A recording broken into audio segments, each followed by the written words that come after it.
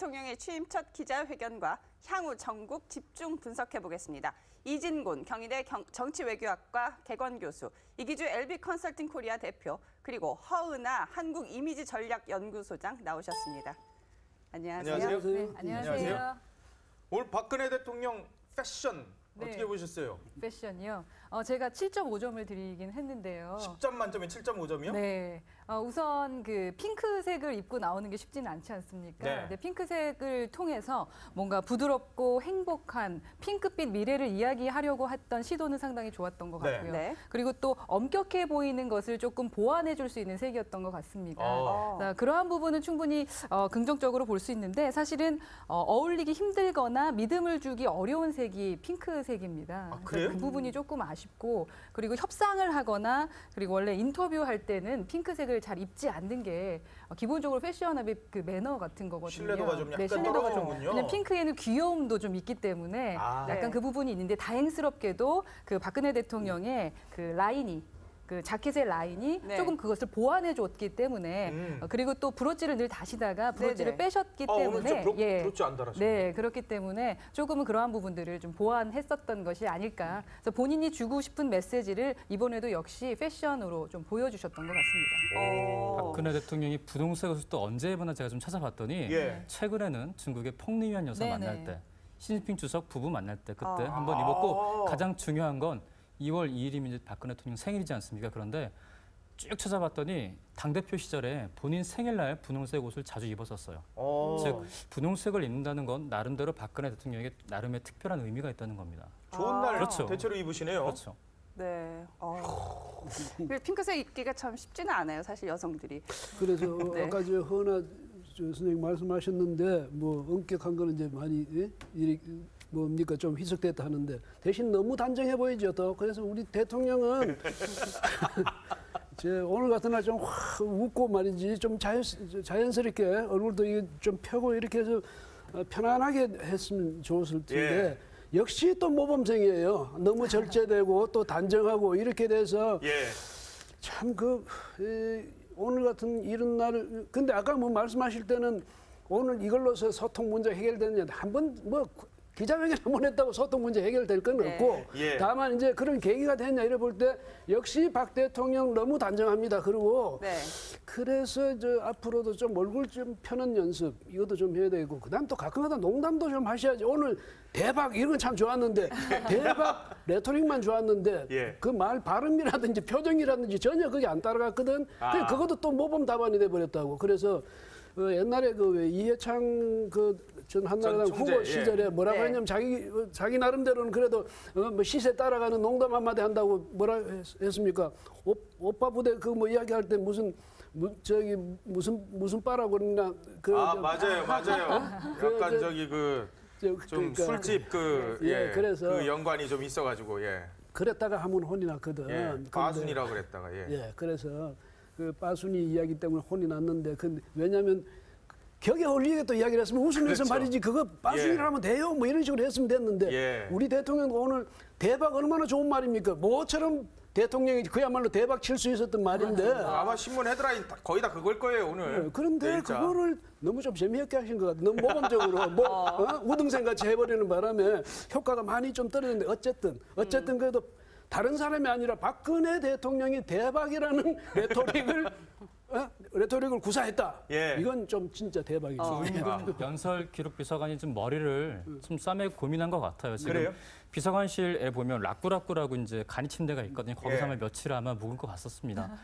사실 대박이라는 단어가 어떻게 보면 이렇게 그렇게 품 있는 단어는 아닌데 사실 대통령의 메시지는 크게 정서적인 기능 그리고 기능적 기능이 있거든요. 즉 기능적으로 여차저차하다는 걸 설명하는 기능과 있는하면 국민들에게 아주 상세하게 이른바 낙수처럼 흘러서 전달되어야 한다라는 그런 기능이 있습니다.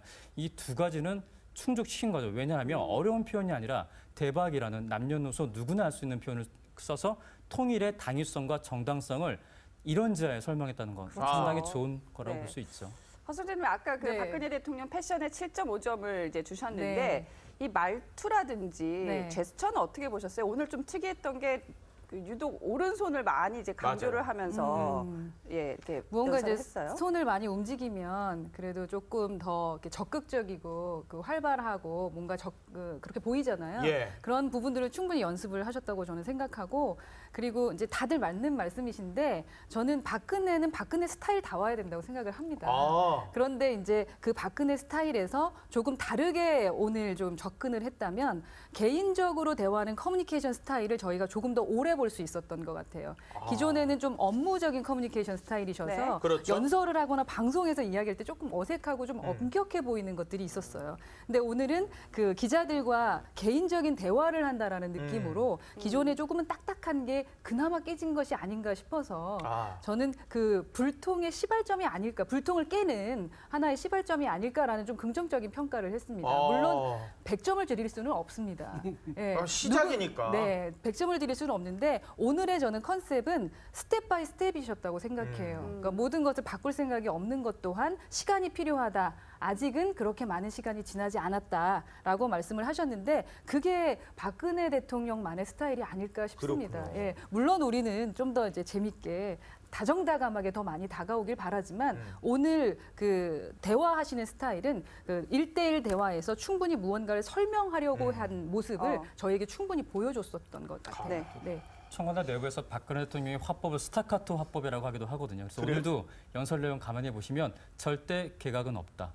단언컨대 없다는 거죠. 그때 맞아요. 다른 발음보다 좀 한 템포 쉬면서 발음을 세게 합니다. 그리고 경제 활성화, 경제 혁신에 대한 얘기를 하실 때도 네. 그랬었고 근데 문제는 대국민 메시지가 있는데 저는 이런 기회를 자주 가져야 되는데 말씀하신 대로 기자들과의 어떤 스킨십이죠. 사실 이명박 대통령 전 대통령 같은 경우 기자실을 찾아서 직접 폭탄주를 조제하면서 이른바 MB 폭탄주라고 있었죠. 그래요? MB 폭탄주라고 해서 이 선까지 따른 이 비율을 정하는 게 있습니다. 그게 MB주인데 그걸 기자들과 종종 마시면서 스킨십을 가졌는데 박근혜 대통령은 아무래도 좀 이렇게 술을 잘 하시지 못하시니까 그런 데 좀 한계가 있는데 뭐 전언에 따르면 청와대 내부에서도 기분 좋을 때 이제 식사 자리가 있을 때 뭐 불어로 내가 프랑스 유학파니까 불어로 건배사를 제의하겠다라고 합니다. 그래서 사람들이 잔뜩 기대하고 있으면 더불어라고 하신다고 하죠. 그래서 그런 어떤 기자들과의 스킨십도 좀 앞으로 좀 더 중요한 숙제가 아닐까 싶습니다. 그래서 오늘 뭐 그 진돗개 희망이 하고 새롬이 얘기하면서 추후에 이제 기자들과의 이야기 나눌 것을 좀 보여주셨잖아요. 네. 그래서 사실은 다른 대통령들이 얘기하지 못했던 좀 여성스러운 접근을 이번에 하신 것 같아요. 예. 맞아요. 오늘 대박과 강아지 2마리 이름은 확실히 외웠어요. 잘 크고 있다고. 그런데 야당은 이거 뭐 다 안 한다. 뭐 특검도 안 한다. 개헌도 안 한다. 사회적 대타협위원회도 안 한다. 문재인 의원이 결국 국민적 갈등이 많이 남는 회견이었다. 이런 또 직격탄을 날렸어요. 아니 근데 상대방이 저 받아줄 수 없는 요구를 하면서 그거 안 받아주면 그게 불통이다 이렇게 이야기하는 것도 문제고 민주당이 사실은요 불통이라면서 민주당도 더했으면 더했지 덜하지는 않습니다. 네. 왜냐하면 민주당도 보면요 그동안 자기들 진영 그러니까 자기들 지지하는 무슨 사회 단체라든지 또 사회적인 인물들하고는 무슨 연석회의니 이런 걸 만들고 했지만은 정부 여당에 대해서는 전혀 무조건 자기들 그어놓은 선 그 안쪽으로만 다가오기는 원했지 자기들이 다가갈 노력은 전혀 안 기울였거든. 그래서 이제 민주당이 그렇게 말하는 거는 그건 좀 심하고 오히려 스스로를 좀 돌아보는 그런 계기로 삼아야 되겠고 무슨 얘기냐면 대타협 그것만 해도 그렇습니다. 대타협을 하려면 서로가 상대방에게 다가가겠다는 그런 의지를 보여줘야 됩니다. 네. 우리는 여기 있을 테니까 빨리 오시오. 이거는 대타협의 그 자세가 아니거든요. 그래서 그런 면에서 보면 민주당 끝없이 특검하자고 또 뭡니까? 지금 그 전에는 이제 고소 고발했죠. 해가지고 수사가 진행 중에 어떻게 했냐면 또 국회 국정조사를 하자고 또 그렇게 우겨가지고 국정조사를 했죠.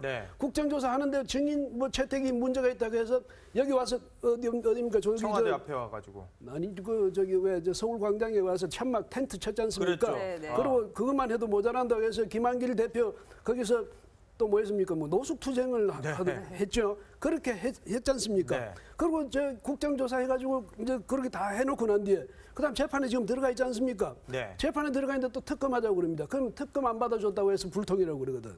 그러면 마찬가지죠. 왜냐하면 사실 민주당이 그동안 요구한 것도 지나치게 자기들 위주로 요구했던 거고 네. 앞으로도 민주당은요. 그 대통령이 불통이다 하기 전에 대통령은 또 사실은 정치권하고 좀 떨어져 있지 않습니까? 네. 정치권이야말로 소통에 있어서 앞장서야 되는데 민주당은 정치권 내에서도 소통을 전혀 안 합니다. 그 소통이 없는 정치는 정치가 아니죠. 그 소통이라는 것은 뭐냐? 말이 서로 오고 가는 거, 뜻이 오고 가는 것, 예? 그다음에 마음이 오고 가는 것 이걸 다 합쳐서 소통이라고 그럽니다. 그런데 예. 전혀 안 하지 않습니까? 그래서 저 민주당은 오늘 보니까 새누리당은 또 지나치게 자화자찬한 것 같고 예. 민주당은 트집을 잡아도 이렇게 잡으면 안 되지. 우선 우리도 이렇게 하겠습니다. 그러니까 대통령도 이렇게 해주십시오. 예. 이렇게 한마디라도 했으면 제가 듣기도 훨씬 좋았을 텐데 그게 아니라서 제가 좀 유감스럽네요. 예. 네. 뭐 야당이